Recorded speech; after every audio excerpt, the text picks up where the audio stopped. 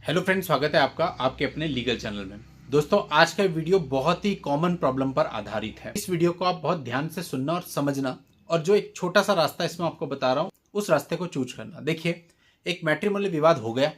अब इसमें दो कंडीशन है, या तो पत्नी आपके साथ में है और आपके साथ रहते हुए ही वो आपको भिन्न भिन्न प्रकार से धमका रही है, या फिर आपकी पत्नी आपको छोड़ करके जा चुकी है, वो अपने मायके में रह रही है, किसी और प्लेस पे रह रही है और आपको धमका रही है कि आपके ऊपर फॉल्स केस कर देगी, या फिर किसी और तरह की चीजें, मतलब किसी भी तरह की थ्रेटनिंग वो कर रही है। हो सकता है कि इस थ्रेटनिंग का कोई प्रूफ आपके पास हो, और यह भी हो सकता है कि इस थ्रेटनिंग का कोई भी प्रूफ आपके पास ना हो।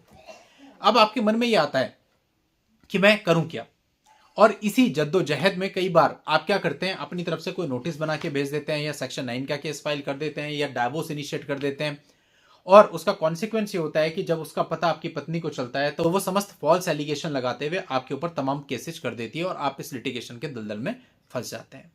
जबकि आपको पहले भी कई सारे वीडियो में मैंने बताया कि जब आपकी पत्नी आपके घर से चली गई है, वो जो आपका सेपरेशन पीरियड है वो जितना लंबा होगा वो आपके लिए उतना अच्छा है। फॉर एग्जाम्पल, 1 साल तक उसने कुछ नहीं किया, 1 साल के बाद कुछ करती है तो ये चीज आपके लिए बेहतर है।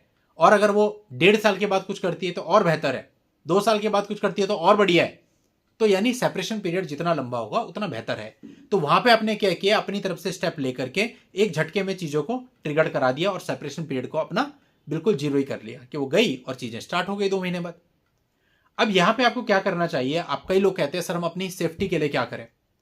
जस्ट आपको सिंपल एक एप्लीकेशन लिखनी है, वो भी बहुत ही कॉमन सी एप्लीकेशन लिखनी है, जिसमें आपको जस्ट ये कहना है कि मेरी पत्नी और मेरी शादी इतनी तारीख को हुई थी, और शादी के बाद इतनी तारीख को वो अपने माता पिता के घर अपना समस्त स्थिर और सामान लेकर के चली गई, और वहां जाने के बाद निरंतर मेरे को धमका रही है कि मैं आपके ऊपर फॉल्स केस कर दूंगी, आपके परिवार को फंसा दूंगी, और इसी वजह से मैं और मेरा परिवार बहुत डरे हुए हैं, और सूचनार्थ ये आपको प्रेषित कर रहे हैं। और ये जो एक एप्लीकेशन है, अगर आप थाने से रिसीव करवा सकते हैं थाने से रिसीव करा लीजिए, आपको कोई कार्रवाई नहीं चाहिए इस पे। वो क्लियरली उस एप्लीकेशन में भी लिख दिया कि सूचनार्थ प्रेषित कर रहे हैं।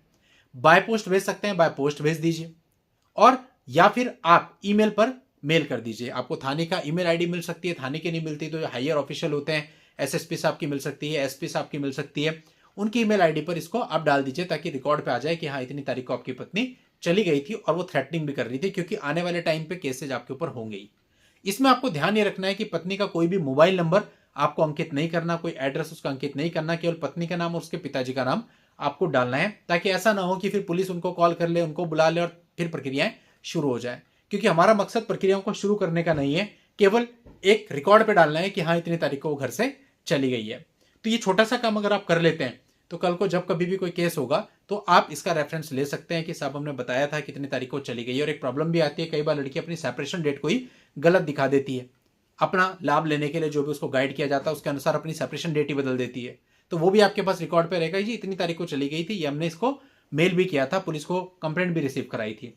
तो वहां पे भी आपको फायदा मिल जाएगा, और यह भी फायदा मिल जाएगा कि भैया पहले से आपने सूचित किया हुआ था कि ऐसा आपके साथ होने वाला है। तो कहीं ना कहीं वो चीज आपको डायरेक्टली बहुत बड़ा लाभ तो नहीं देगी, लेकिन हाँ आपके आर्ग्यूमेंट का पार्ट तो जरूर बनेगी। तो आप इतना काम कर सकते हैं। अगर कोई भी ये पूछता है कि मैं अपनी सेफ्टी के लिए क्या करूं, इसके अतिरिक्त कई लोग ऐसा भी सोचते हैं कि साहब मैं कुछ ऐसा कर लूं जिससे मेरी पत्नी फॉल्स केसेस कर ही ना पाए। तो भाई ऐसा नहीं होता। आप किसी का हाथ नहीं पकड़ सकते, किसी को ये नहीं कर सकते कि वो थाने पे आपके अगेंस्ट ना जाए। वो सबका लीगल राइट है, कोई भी व्यक्ति कहीं भी जाके कोई भी कंप्लेंट दे सकता है। आप किसी को भी थाने जाने से, कंप्लेंट करने से या कोर्ट केस करने से नहीं रोक सकते, ऐसी कोई भी लीगल रेमेडी नहीं होती है। तो इसलिए जो हो सकता है वो मैंने आपको बता दिया शॉर्ट में, कि आप इस काम को कर लेंगे तो बहुत हद तक आप सेफ हो जाएंगे और अपने आर्ग्यूमेंट्स को फ्यूचर में अच्छा कर लेंगे। इससे अतिरिक्त आपको कुछ भी करने की जरूरत नहीं है। ऐसा कुछ नहीं करना जिससे कि चीजें ट्रिगर हो जाएं। आपको जानकारी अच्छी लगी हो तो वीडियो को लाइक कर दें और चैनल को सब्सक्राइब कर दें, ताकि इसी प्रकार की जानकारियों की निरंतर अपडेट आपको मिलती रहे। चलिए दोस्तों, आज के इस वीडियो में इतना ही। नेक्स्ट वीडियो में नई जानकारी के साथ मैं आपसे फिर मिलता हूं। तब तक के लिए goodbye and thank you for watching. Take care.